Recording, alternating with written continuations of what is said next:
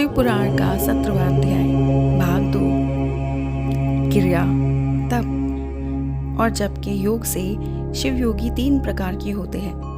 विक्रमशः क्रिया योगी, तपोयोगी और जप योगी कहलाते हैं, जो धन आदि वैभवों से पूजा सामग्री का संचय करके हाथ आदि अंगों से नमस्कार आदि क्रिया करते हैं। इष्ट देव की पूजा में लगे रहते हैं, वो क्रिया योगी कहलाते हैं। पूजा में संलग्न रहकर जो परिमित भोजन करता हुआ वाह इंद्रियों को जीत कर वश में किए रहता है और मन को भी वश में करके परद्रोह आदि से दूर रहता है, वो तपोयोगी कहलाता है। इन सभी सद्गुणों से युक्त होकर जो सदा शुद्ध भाव से रहता है तथा समस्त काम आदि दोषों से रहित हो शांति चित्त से निरंतर जप किया करता है, उसे महात्मा पुरुष जप योगी मानते हैं। जो मनुष्य 16 प्रकार के उपचारों से शिव योगी महात्माओं की पूजा करता है, वो शुद्ध होकर सालोक्य आदि के क्रम से उत्तरोत्तर उत्कृष्ट मुक्ति को प्राप्त कर लेता है। हे द्विजो, अब मैं जप योग का वर्णन करता हूँ, आप सब लोग ध्यान देकर सुने। तपस्या करने वाले के लिए जप का उपदेश किया गया है, क्योंकि वो जप करते करते अपने आप को सर्वथा शुद्ध निष्पाप कर लेता है। हे ब्राह्मणों, पहले नमः पद हो, उसके बाद चतुर्थी विभक्ति में शिव शब्द हो तो पंच तत्वात्मक नमः शिवाय मंत्र होता है। इसे शिव पंचाक्षर कहते हैं। ये स्थूल प्रणव रूप है। इस पंचाक्षर के जप से ही मनुष्य संपूर्ण सिद्धियों को प्राप्त कर लेता है। पंचाक्षर मंत्र के आदि में ओमकार लगाकर ही सदा उसका जप करना चाहिए। हे द्विजो, गुरु के मुख से पंचाक्षर मंत्र का उपदेश पाकर जहाँ सुखपूर्वक निवास किया जा सके, ऐसी उत्तम भूमि पर महीने के पूर्व पक्ष शुक्ल में प्रतिपदा से आरंभ करके कृष्ण पक्ष की चतुर्दशी तक निरंतर जप करता रहे। माघ और भादों के महीने अपना विशिष्ट महत्व रखते हैं।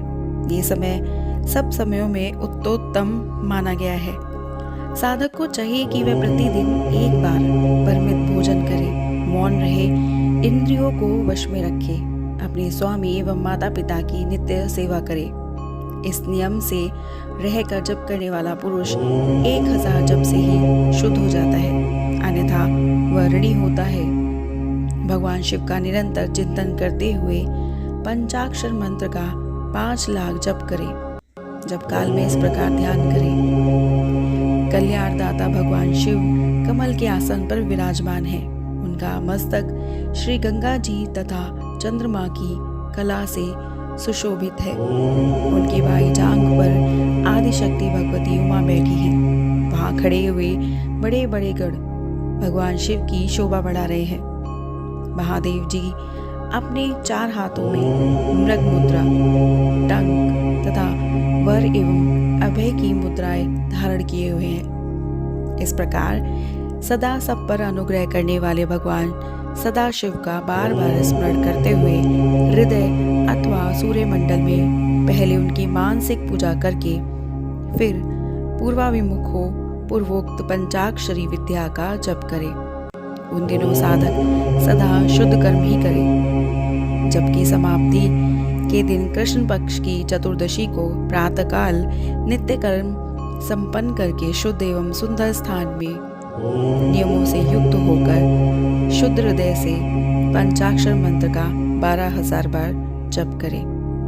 तत्पश्चात सप्तनीक 5 ब्राह्मणों का, जो श्रेष्ठ एवं शिव भक्त हो, वरण करें। इनके अतिरिक्त एक श्रेष्ठ आचार्य का भी वरण करें और उसे साम सदाशिव का स्वरूप समझे। ईशान, तत्पुरुष, अघोर, वामदेव तथा सघोजात, इन 5 के प्रतीक स्वरूप श्रेष्ठ एवं शिव भक्त ब्राह्मणों का वरण करने के पश्चात पूजन सामग्री को एकत्र करके भगवान शिव का पूजन आरंभ करें। विधि पूर्वक शिव की पूजा संपन्न करके होम आरंभ करें। अपने ग्रह सूत्र के अनुसार मुखांत कर्म करने के परिसमूहन, उपलेपन, उल्लेखन, मृद उद्धरण और अभ्यूषण, इन पंचभूत संस्कारों के पश्चात वेदी पर स्वाभिमुख अग्नि को स्थापित करके कुशकंडिका करने के अनंतर प्रज्वलित अग्नि में आज्य भागांत आहुति देकर पश्चात होम का कार्य आरंभ करें। कपिला गाय के घी से 101 अथवा 1001 आहुतियां स्वयं ही दे अथवा विद्वान पुरुष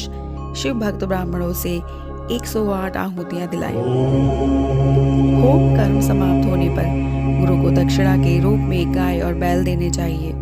ईशान आदि के प्रतीक रूप जिन 5 ब्राह्मणों को वर्ण किया गया हो उनको ईशान आदि का ही स्वरूप समझे तथा आचार्य को साम सदाशिव का स्वरूप मानिए। इसी भावना के साथ उन सबके चरण धोए और उनके चरणों को अपने मस्तक को सींचे। ऐसा करने से वह साधक 36 करोड़ तीर्थों में स्नान करने का फल तत्काल प्राप्त कर लेता है। उन ब्राह्मणों को भक्ति पूर्वक दशांग अन्न देना चाहिए। पूर्व पत्नी को पराशक्ति मानकर उनका भी पूजन करें। ईशान आदि क्रम से उन सभी ब्राह्मणों को उत्तम अन्न से पूजन करके अपने वैभव विस्तार के अनुसार रुद्राक्ष, वस्त्र, बड़ा और पुआ आदि अर्पित करें। तदंतर दिक्पाल आदि को बलि देकर ब्राह्मणों को भरपूर भोजन कराएं। इसके बाद देवेश्वर शिव से प्रार्थना करके अपना जप समाप्त करें। इस प्रकार पुरस्चरण करके मनुष्य उस मंत्र को सिद्ध कर लेता है। फिर 5 लाख जप करने से उसके समस्त पापों का नष्ट हो जाता है। तदंतर पुनः 5 लाख जप करने पर मनुष्य अतल से लेकर सत्यलोक तक के लोकों का ऐश्वर्य प्राप्त कर लेता है। यदि अनुष्ठान पूर्ण होने के पहले बीच में ही साधक की मृत्यु हो जाए तो वो परलोक में उत्तम भोग भोगने के पश्चात पुनः पृथ्वी पर जन्म लेकर पंचाक्षर मंत्र के जप का अनुष्ठान करता है। वह पुरुष यदि पुनः 5 लाख जप करे तो उसे ब्रह्मा जी का सामीप्य प्राप्त होता है। पुनः 5 लाख जप करने से उसे सारूप्य नामक ऐश्वर्य प्राप्त होता है। 100 लाख जप करने से वह साक्षात ब्रह्मा के समान हो जाता है। इस तरह कार्य ब्रह्मा हिरण्यगर्भ का सायुज्य प्राप्त करके वह उस ब्रह्मा का प्रलय होने तक उस लोक में यथेष्ट भोग भोगता है। फिर दूसरे कल्प का आरंभ होने पर वह ब्रह्मा जी का पुत्र होता है। उस समय फिर तपस्या करके दिव्य तेज से प्रकाशित होकर वह क्रमशः मुक्त ही हो जाता है। पृथ्वी आदि कार्य स्वरूप भूतों द्वारा पाताल से लेकर सत्यलोक पर्यंत ब्रह्मा जी के 14 लोक क्रमशः निर्मित हुए हैं। सत्यलोक से ऊपर शमालोक तक जो 14 भुवन हैं वे भगवान विष्णु के लोक हैं। उस शमालोक वाले श्रेष्ठ वैकुंठ में महाभोगी कार्य विष्णु, कार्य लक्ष्मी सहित सबकी रक्षा करते हुए विराजमान रहते हैं। शमालोक से ऊपर सुचिलोक पर्यंत 28 भुवन स्थित है। सुचिलोक के अंतर्गत कैलाश में प्राणियों का संहार करने वाले रुद्रदेव विराजमान है। सुचिलोक से ऊपर अहिंसा लोक पर्यंत 56 भुवन की स्थिति है। अहिंसा लोक का आश्रय लेकर जो ज्ञान कैलाश नामक नगर शोभा पाता है उसमें कार्यभूत महेश्वर सबको दृश्य करके रहते हैं। अहिंसा लोक के अंत में काल चक्र की स्थिति है। तदंतर कालातीत स्थित है जहाँ काल चक्रेश्वर नामक शिव माहिष धर्म का आश्रय लेकर सबको काल से संयुक्त किए रहते हैं। असत्य, असुचि, हिंसा, निर्दयता ये असत्य आदि 4 पाद काम रूप धारण करने वाले शिव के अंश है।